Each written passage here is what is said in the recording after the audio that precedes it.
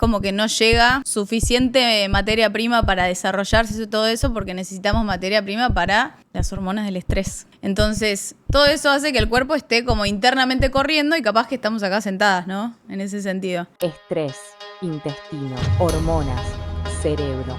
Todo parece separado hasta que hablas con Sofía Barbagelata. Mientras armo este mate con Rapipó, se las presento. Sofía es nutricionista clínica, especialista en salud integral. Y de esas personas que te hacen ver el cuerpo con otros ojos. Hoy venimos a entender, de verdad, qué pasa cuando el estrés se nos hace carne. Bienvenidos a Post 30. Soy Ale Torresín y en este capítulo vamos a hablar del estrés. Y para eso nos acompaña hoy Sofía Barbagelata. Bienvenida, amiga. Gracias por estar en otro capítulo acá en Post 30. Extrañaba estar acá. Gracias, Ale, de nuevo por este espacio porque creo que es uno de los lugares hoy en día que más me nutre, sinceramente. Así que, nada, disfrutando. Bueno, gracias. Quiero que nos ayudes a entender qué es el estrés y cómo nos afecta también en nuestra vida diaria. Arranquemos por ahí. ¿Qué es el estrés? Bien. Bueno, a nivel evolutivo o a nivel ancestral, como le quieran llamar, nosotros como seres humanos seguimos siendo bastante primitivos como especie. Justamente nuestro cerebro y nuestra genética no está tan evolucionada como uno cree. Y el estrés justamente es una reacción o una respuesta que tiene el organismo ante cualquier amenaza que tenga, ¿no? Entonces se coordina entre el cerebro, que hay como un sector que envía señales a una glándula, donde después esa glándula se conecta con otra glándula cerquita de los riñones que se llaman las glándulas suprarrenales. Se activa este eje que nos pone en alerta y ahí esta liberación de hormonas es como lo que hace que respondamos a cualquier situación de amenaza de cualquier tipo, ¿no? Obviamente que independientemente el cuerpo de la amenaza que tenga responde de la misma forma. Entonces es algo fisiológico, natural, lo necesitamos para vivir, es lo que nos mantiene vivos, básicamente como ese estado de supervivencia como especie. Así que no es el malo de la película. Pero ¿qué pasa, no? Hoy.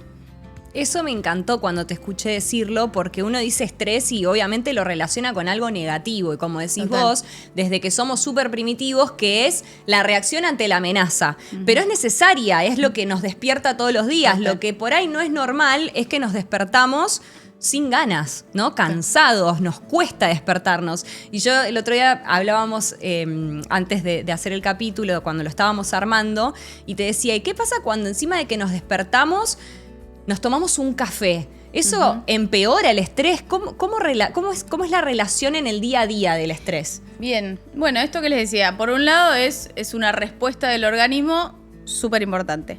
El problema de hoy es que creo que estamos todos sumergidos en un entorno complejo, donde por ahí tenemos hiperestimulación de todo tipo, hiperexigencia de todo tipo, y el cuerpo tiende que, obviamente, a sobreadaptarse a eso. Porque lógicamente que el organismo vive para nosotros y vive para mantenernos con vida, en definitiva, y gran parte tiene que ver con ese estrés, que sería un estrés agudo, por decirlo así. Pero el problema pasa cuando ese estrés o esa liberación constante de hormonas del estrés se permanece de forma crónica, sostenida en el tiempo, sin resolución, y que eso después nos empieza a pasar factura, ¿no? Porque la respuesta tiene que tener un principio, una función y un final, ¿no? Una resolución. Y el problema hoy en día es que estamos tan como en contacto con un montón de estresores de todo tipo que vivimos en estado de alerta permanente, justamente. Claro, vos me explicabas que si nos vamos muchos años atrás, nos estresábamos porque la amenaza era un animal que nos venía a comer, ¿no? Y teníamos dos opciones, me decías vos, o huir o ¿cuál era la otra? Paralizarnos. Sí, el famoso lucha-huida, ¿no? Como que el cuerpo tiende a tener esa respuesta, es como una respuesta justamente adaptativa de confrontar esa amenaza o huir de esa amenaza, o en algunas especies, ¿no? El parálisis, o incluso a nosotros también a veces nos pasa. Son respuestas justamente necesarias, intuitivas, pero muchas veces nos pasa hoy que esa amenaza la percibimos como si tuviésemos un león todos los días enfrente, no necesariamente Obviamente que no tenemos un león enfrente todos los días, pero internamente el cuerpo la vive de esa forma. Claro, el cerebro no distingue si es un león o es una red social. Totalmente, ¿No? La respuesta es la misma. Y si eso se mantiene en el tiempo, empezamos a ver, yo siempre pongo la gráfica o lo veo también conmigo misma, ¿no? Primero, está bueno entender esto de cómo funciona el cuerpo, después entender cuáles son los posibles estresores y después cómo entender que a veces tenemos el cubo lleno, como si tuviésemos un vaso o un cubo que se va llenando de diferentes cargas, que a veces solo lo relacionamos a lo emocional o a lo laboral. Y en realidad tenemos una profundidad enorme en un montón de estresores que no nos damos cuenta que son estresores en el cuerpo. Por ejemplo, Y, por ejemplo, bueno, hoy en día la mala alimentación es un estresor, literalmente hablando. El poco movimiento físico, la exposición excesiva a luz artificial. Bueno, las cargas emocionales de todo tipo, obviamente, que tienen que ver con bueno, la incertidumbre, cualquier situación o conflicto familiar, vínculos. tránsito. Todo, el día a día, ¿no? El trabajo, todo tiene que ver con que hay una carga ya del estilo de vida moderno que nos pesa a todos. Es difícil estar exento de eso. Pero además de todo, o sea, sumado a que tenemos como muchos estresores a los cuales estamos sumergidos, tenemos hábitos poco fisiológicos. Entonces eso hace que esa carga, ese cubo, se llene cada vez más y nunca termine como de... Tal vez no se vacía del todo, pero nunca termina de estar en un nivel un poco más estable, ¿no? Esto que decías de la alimentación tiene que ver con el famoso segundo cerebro que se le dice al intestino. Bien, bueno, el intestino creo que hoy es uno de los órganos de los cuales estamos todos en el mundo médico o científico, es el órgano que más se habla. Y también es el órgano que está más conectado con el cerebro. O sea, el 60% de la información del intestino va hacia el cerebro. O sea, es el órgano de todo el cuerpo que más información le manda al cerebro. Hay una conexión enorme. Y en realidad, más que segundo cerebro, es el primero. ¿Por Bien. qué? Bien, yo hace muchos años cuando estudié de un autor que a mí me encanta, español, que se llama, traje el libro, Xavi Cañelas, hablaba de que tu primer cerebro en realidad no está en tu cabeza. Embriológicamente hablando, en la panza, cuando nosotros nos vamos desarrollando en la panza de nuestra madre, lo que primero se desarrolla a nivel celular, o sea, antes que el cerebro, es el intestino, ¿sí? Wow. O sea, las células o el sistema nervioso entérico, que es el sistema nervioso propio del intestino. Entonces, muchos autores hoy en día lo llaman el primer cerebro. Así que el intestino siente como el cerebro. Obviamente no son las mismas neuronas que el cerebro, pero sí hay una conexión muy importante entre los dos.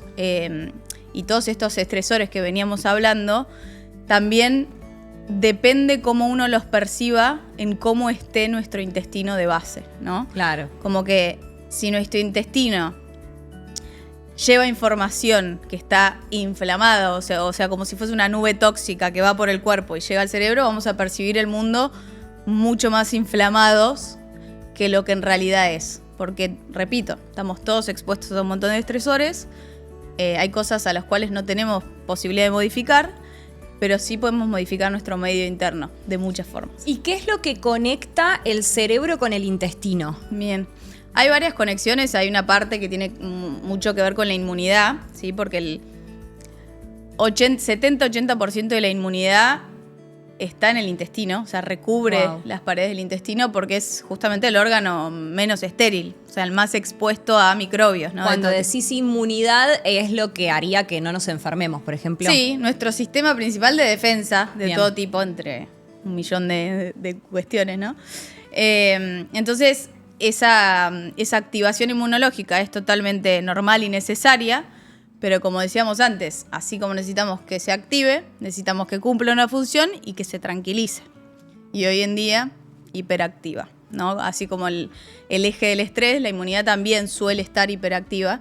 Y esa inmunidad, cuando está en ese eje así como hiperactivo, manda señales al cerebro, que pueden ser justamente llevadas a un lugar inflamatorio o antiinflamatorio en base a cómo esté, ¿sí? Esa señalización.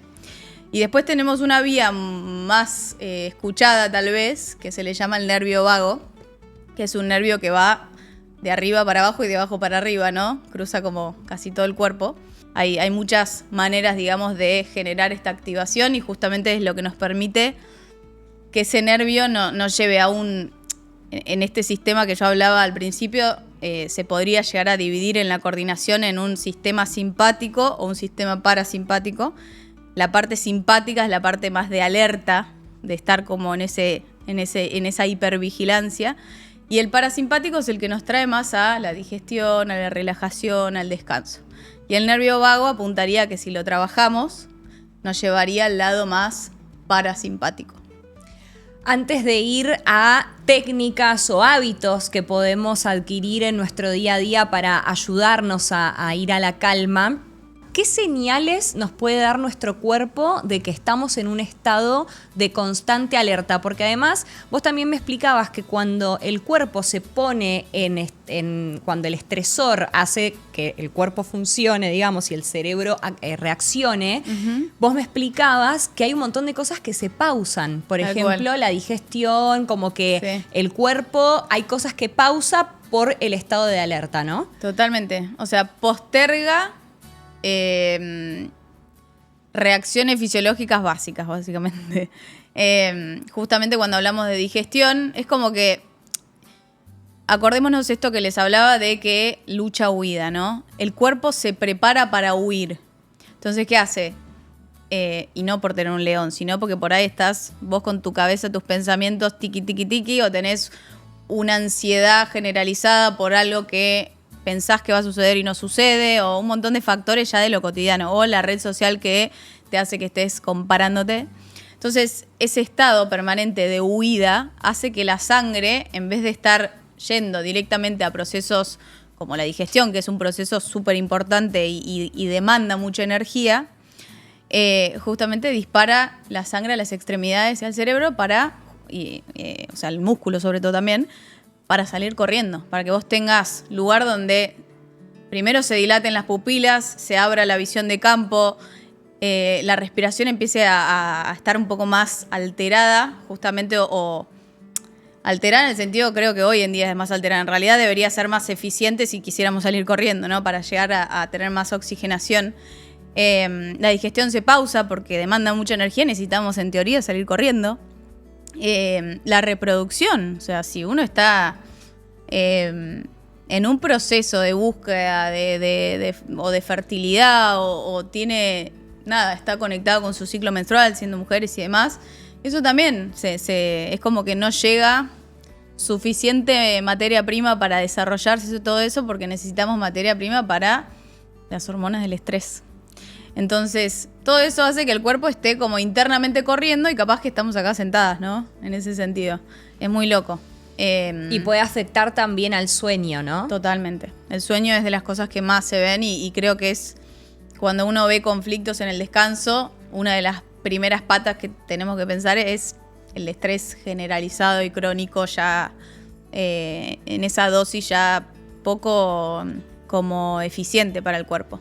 Sí. Claro, y además uno cree que cuando estamos dormidos, el cuerpo está dormido y en realidad el cuerpo está retrabajando. Vos me decías, hay órganos que trabajan aún más durante la noche y nuestro descanso. Entonces, qué difícil para esos órganos que la energía tiene que estar puesta ahí cuando uno se despierta o cuando no le das esas horas de descanso que el cuerpo necesita. Total. Sí, esto que decís vos, Ale, como que a la noche nosotros ni nos damos cuenta, pero es el momento de casi mayor trabajo de muchos órganos. O sea, es el momento de detoxificación del cerebro más importante. Por ejemplo, hígado, ¿no? El hígado es uno de los órganos que en cierto horario, o sea, todos los órganos tienen como picos o ritmos circadianos donde hacen por ahí un momento más pico, por decirlo así. El hígado trabaja un montón, o sea, es el momento donde más detoxifica en líneas generales ciertas moléculas. Básicamente es el momento de reparación de todo el organismo, ¿sí? Incluso, ¿vieron cuando uno se siente enfermo y le agarra fiebre? Lo único que nos paraliza en el sentido de que no te podés ni mover y necesitas dormir. Porque en ese dormir es donde se activa más la inmunidad para trabajar, resolver, y por eso darle lugar al descanso permite que la inmunidad también esté como a tope, funcionando bien. Bien, y para alguien que empieza a interpretar que lo está dominando el estrés, que indudablemente está teniendo un estrés crónico, Bien. que puede empezar a incorporar cosas chiquitas en su día a día para ir mejorándolo.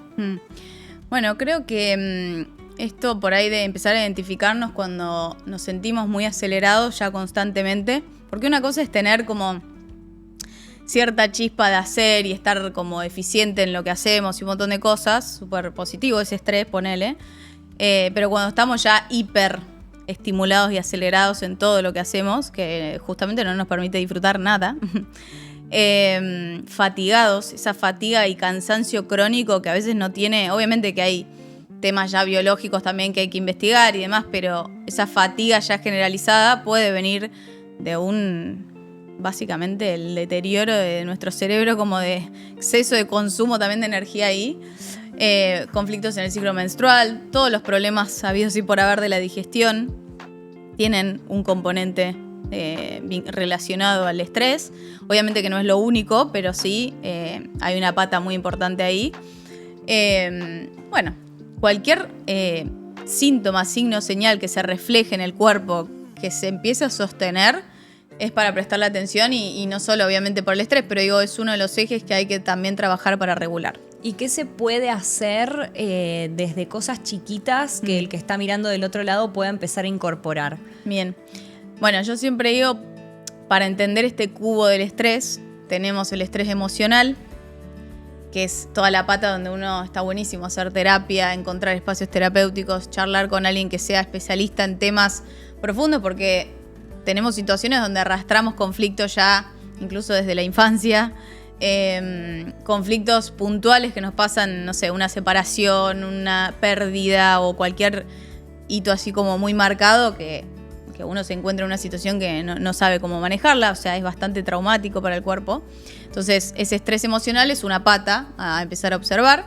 Después tenemos el estrés metabólico, que viene desde un lugar ya más interno donde empezamos a tener estas fluctuaciones en el azúcar en sangre, la insulina, que es una hormona que ayuda a que la glucosa dentro de las células está totalmente desequilibrada, por decirlo así. Entonces empezamos a tener, no sé, problemas en la glucosa, colesterol alto, todo lo relacionado, digamos, a lo metabólico, sobrepeso, obesidad. O sea, hay muchas cuestiones que se vinculan a eso.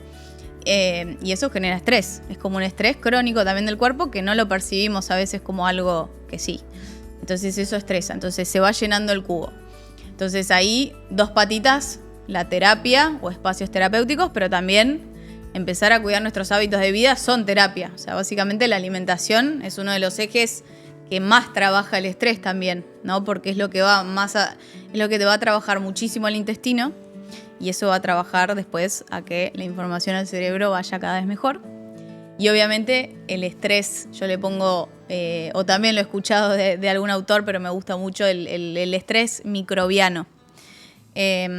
Nosotros hoy en día se sabe que tenemos más genes de bacterias que de células, o sea, somos un gran porcentaje de bichos por todos lados que son, o sea, si los cuidamos son súper positivos, y si no los cuidamos, se descontrola. Pueden empezar a pasarnos factura en muchos aspectos. Entonces, si no cuidamos ese intestino, a esa microbiota, sobre todo intestinal, se empiezan a generar algunas situaciones como infecciones que a veces se sostienen en el tiempo, esta inmunidad hiperreactiva, empiezan a pasar toxinas a circulación que no deberían. Todo eso estresa al organismo, lo pone en alerta inmunitario, alerta de todo tipo. Equilibrar la flora, entonces, exacto, sería como el tip, ¿no? Sí. Tratar de equilibrar. Ir también eso. A las bases. La alimentación realmente yo le digo que es uno de los ejes centrales terapéuticos importantes para el cerebro y para mejorar la percepción a los estresores, sin duda. El movimiento físico. Empecemos a pensar también en generar hormonas del bienestar, como intencionalmente. La naturaleza, el aire libre, el tomarse las cosas a la mañana con más calma, que eso lo hablamos en todos los capítulos creo, pero es real. Sobre todo porque a la mañana hay un pico de cortisol importante del cuerpo y necesitamos como ir como más despacio. Sí, sacarnos el hábito de despertarnos y agarrar el celular, ¿no? Sí. Que es algo que hoy creo que hacemos todos. Y Lo agarrás, primero es el despertador, después es WhatsApp y al toque te metes, viste, en Instagram, en TikTok o en lo que sea, la red social que sea, y es como que uno se tienta y claro, para el cerebro y para el cuerpo eso es un estresor. Total. Sí. Yo traje acá para compartirles algo que empecé a hacer hace un tiempo y a mí me hace muy bien. Esto desde un lado personal ya, justamente para evitar esto, ¿no? De despertarnos y agarrar el teléfono. Se llama Journal, que lo deben haber escuchado en más de un lugar. Cuando te despertás, la idea es escribir, te hace son 4 preguntas que se las voy a decir si las quieren anotar y lo quieren empezar a hacer todos los días a la mañana. Primero para hacer como un registro corporal y después para tomar conciencia, volvemos a tomar conciencia. Todo se va uniendo. Al primer capítulo con Sofi. Las preguntas son, ¿cómo me levanté? ¿Qué me motiva de este día? ¿Qué me quiero agradecer? ¿Y qué puedo hacer hoy para cuidarme? Creo que son 4 preguntas que seguramente al principio te van a costar. De hecho, hasta a mí al principio no sabía qué responder. Me tenía que tomar un tiempo más largo para responderlas. Hoy por ahí ya lo hago más rápido. Sí. Está bueno escribir, dicen que hace muy bien cuando apenas te levantás. Meditar también es otra herramienta que yo totalmente. Y uso mucho. La respiración, ¿no? De base, como algo que tenemos obviamente naturalizado, que todos respiramos. O sea, hay cuestiones fisiológicas en el cuerpo que se dan como de forma involuntaria, ¿no? Pero ejercerla disciplinadamente y entender que es una herramienta que la puedes llevar a todos lados, de hacerte unas buenas respiraciones antes de, no sé, dar un examen, antes de una charla, antes de una, qué sé yo, una presentación o cualquier cosa que tengas que hacer, o antes de comer, justamente, te va a permitir activar ese parasimpático y empezar a activar la relajación. Hay una en YouTube que a mí me encanta, que también se las dejo si la quieren chusmear, se llama Gabriela Litchi. Y son meditaciones guiadas. A mí me sirven mucho porque yo no me puedo sentar a meditar. La cabeza se me dispara para cualquier lado. Entonces me sirve cuando son meditaciones guiadas. Claro. Ella te va guiando y te va diciendo. Y el tono de voz que tiene, la música que pone. A mí es una de las que más me gusta. Así que se las dejo también para si la quieren chusmear y probar. Creo que está bueno como para arrancar. Si no sos de meditar, digo, puede ser una ayuda, ¿no? Tal cual, sí. Sí, esto está buenísimo como conocer un poco empezar a identificar cuáles son mis como estresores del día a día y empezar a adoptar intencionalmente ciertas cuestiones para ayudar a vaciar este cubo del estrés que viene de muchos ángulos. Porque por ahí estamos atravesando una pérdida, que es un duelo ya importante, pero encima tenemos por ahí todo el desequilibrio interno de otras cuestiones. Entonces capaz que también, además de trabajar ese duelo en terapia, aportar, sí, empezar a modificar un poquito tranquila la alimentación, empezar a hacer algunas cositas de a poco. Y esto que hablábamos justo la vez pasada, como que de cierta manera ya a esta edad, o no porque por la edad numérica, sino por una cuestión de que siento, o yo desde la fisiología o como lo percibo también, como que el cuerpo nos necesita cada vez un poco más cerca, ¿no? Puede ser que el frío también ayude en momentos más agudos de, por ejemplo, ansiedad. Hablamos del nervio vago, sí. Y hay algo que a mí me sorprendió y no sabía, que poniéndote hielo o algo acá frío te puede ayudar a calmarte. Tal cual. Bueno, hay momentos obviamente que la ansiedad es algo que creo que predomina en todos en algún momento sentimos ansiedad en alguna situación específica y demás. Creo que es algo también que algunas personas lo experimentan ya de forma más intensa y crónica y que lógicamente se tiene que tratar con terapeutas, con psicólogos, con todo el equipo asociado. Pero es lógicamente un síntoma por ahí específico de un estrés generalizado, intenso, de mala resolución y que nos lleva a también por ahí, esto que digo, primero tratarlo de base con alguien especialista, pero también recurrir a técnicas donde activemos ese sistema parasimpático trabajando el nervio vago. Entonces, justamente las técnicas de frío, ponerse frío atrás de la nuca, en las manos, en los pies, en la cara incluso, obviamente algunos segundos, no exagerar, agua con hielo, por ejemplo, nos hace que en algunos episodios que estemos como muy ansiosos por alguna situación, nos traigan, primero nos activen ese parasimpático para relajar, y después también nos traigan a la corporalidad, a la presencia, al estar presente.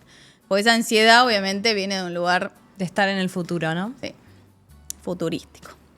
Sí, nos adelantamos mucho a todo y que obviamente que es positivo, es parte, es lindo tener eso que hablábamos antes, esa zanahoria, esa motivación y todo, pero ¿qué pasa cuando pasa a ser constante y no estamos como trayéndonos un poco a lo que soy, que es lo único que está? Así que son técnicas que están buenas, el frío.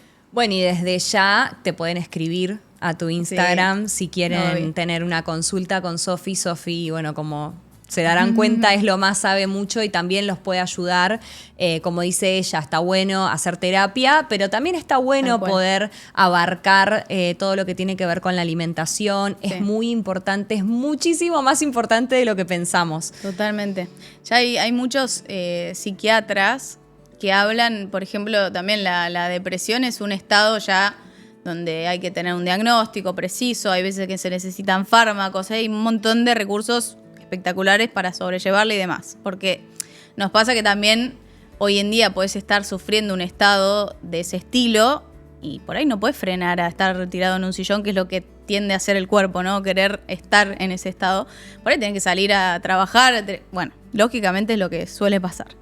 Pero que también tiene un componente metabólico importante. Entonces, no quedarnos reducidos nada más en la terapéutica, psicológica y psiquiátrica, que es la base, sino ir más a lo profundo, a como realmente despejar esa nube interna.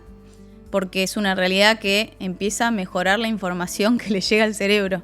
Y ahí empieza a ser como una combinación mucho más efectiva. Así que cada vez hay más psiquiatras hablando también de eso, por suerte. Qué bueno y qué importante que psiquiatras y personas profesionales de la salud mental empiecen a entender que está todo relacionado y que se puede hacer como una terapia integral. Total, ¿no? Total. No solo terapéutica, como dice Sofi, de psiquiatras y de terapia y demás, sino también alguien que pueda abarcar, bueno, qué estás comiendo, cómo estás, cómo está tu flora intestinal. Tal cual. Qué importante. Sí, y creo que también estos espacios de que estamos hablando acá o empezar a tener acceso a más información nos hace saber que una vez que empezás a saber algo y te llama la atención y empezás a entenderlo un poquitito más, no hay vuelta atrás, es como que no puedes sacar esa información ya de tu sistema, ya lo sabés, lo empezás a conocer.